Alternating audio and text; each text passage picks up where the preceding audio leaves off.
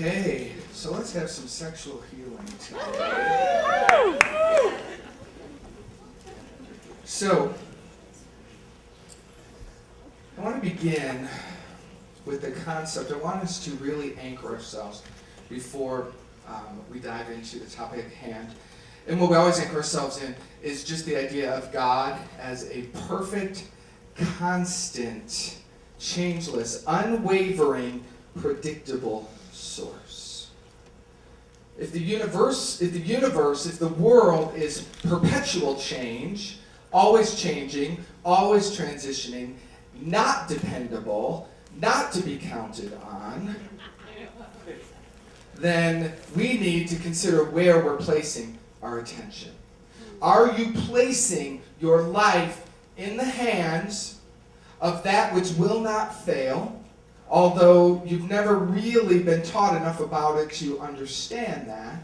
Or are you placing your faith and your power in your job, in how much money's in your bank account, in whether you're in a relationship or not? In these things of these worlds, you see the jobs will come and go, the relationships will come and go, your body will come and go, your health will be or it won't be.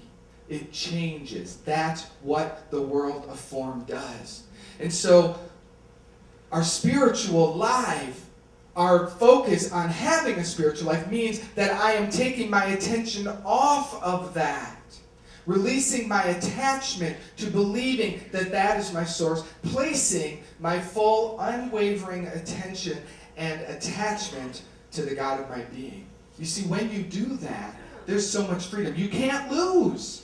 You see, when you place your belief and your attention on God is my source, then everything in the world becomes a symbol of that.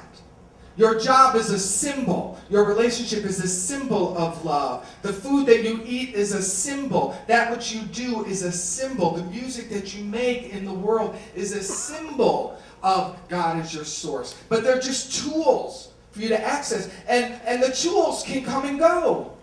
If a tool is done being used and you know God is your source, a new tool will rise up in its place. And then you will have another access point for you to experience your source. What happens is the tool disappears, you panic, you forget to breathe, and then you experience how much you really were attached. And in that, you freeze your ability to allow source to effortlessly replace it. You see, I've heard it said that the universe abhors a vacuum, and its love and essence will fill it naturally. So we block the flow of love. We block the flow of goodness in our lives, in every area, in our sexual energy, in our financial life, in our relationships, in our flow of sharing our gifts and talents. Your job is just a silly thing that you created to share your gifts with the world. You just forgot that. You forgot that. That's all that it is a place for you to express and share. God is our perfect source, period. The nature of God is innocent and free, period. On that, we're going to begin our journey together. On the agreement that the nature of God is innocent and free. But first, since we had so much fun dancing last week, I think we should dance again. So get up on your feet and move your butt.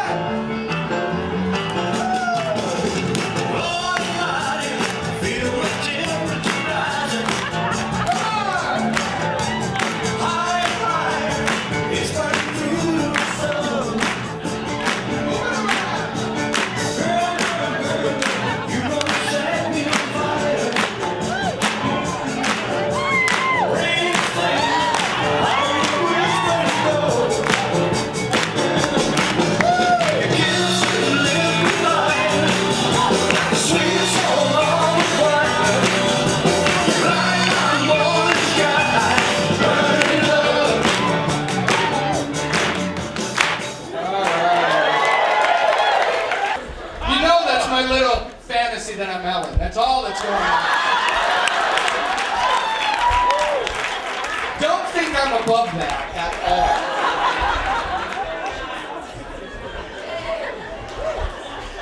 Well, the first thing I want to do is talk about love relationships, because I was reading Disappearance of the Universe this week and studying the Course in Miracles, which I do, as many of you know that.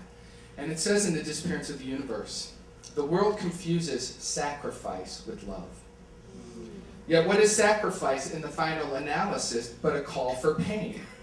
Is that what you really want for the ones you love? Your special loves are simply idols in which you seek to get what you feel is lacking in yourself. Romance in the world, in special love, is a vain attempt to fill an imagined emptiness, a hole that doesn't even really exist, but that you experience as a result of your belief in separation. That sense of lack can only be headlined, healed?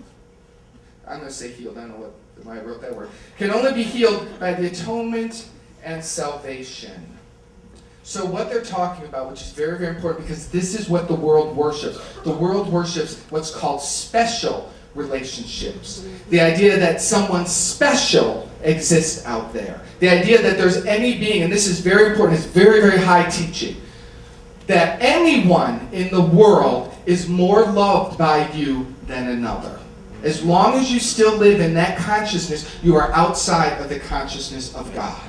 Because in the love of God that you are, there is no special love. You love all equally, and you love all passionately, and you love all with your romance and your power and your presence. That doesn't mean that you don't have a preference for one to partner with.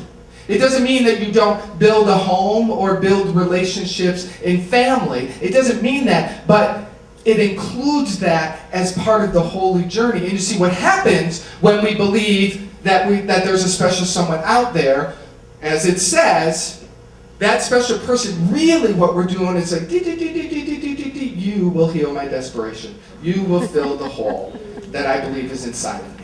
And then the very person that you made special and you love will be the very person that you attack. That's why they say the ones that you love so much get your worst side. Well, you set it up that way. To the extent that we make anyone or anything our savior, to that same extent we will persecute them in equal measure. In equal measure. Now, it doesn't mean to give up on love. I'm not saying that at all. But it is saying be a stand for a higher love within yourself. Every person in our lives becomes our teacher that shows us where we do not believe. And so the person that you're married to, your spouse, your lover, your boyfriend, your girlfriend, whatever, whoever you are deeming as special, that person can also become the very person that the Course says the atonement will take place. Atonement simply meaning at one-ment, returning to oneness. So the universe works perfectly in all of the equations that you have going on. God works perfectly inside the equations that you have going on, simply pointing you toward remembering that there's nothing special out there except the consciousness of God. It's such a funny thing to give up. Because you're really, this one, if you are ready to give this one up, you are really ready to transform in your consciousness and to step off of the game of duality in a very, very profound way. A very, very profound way.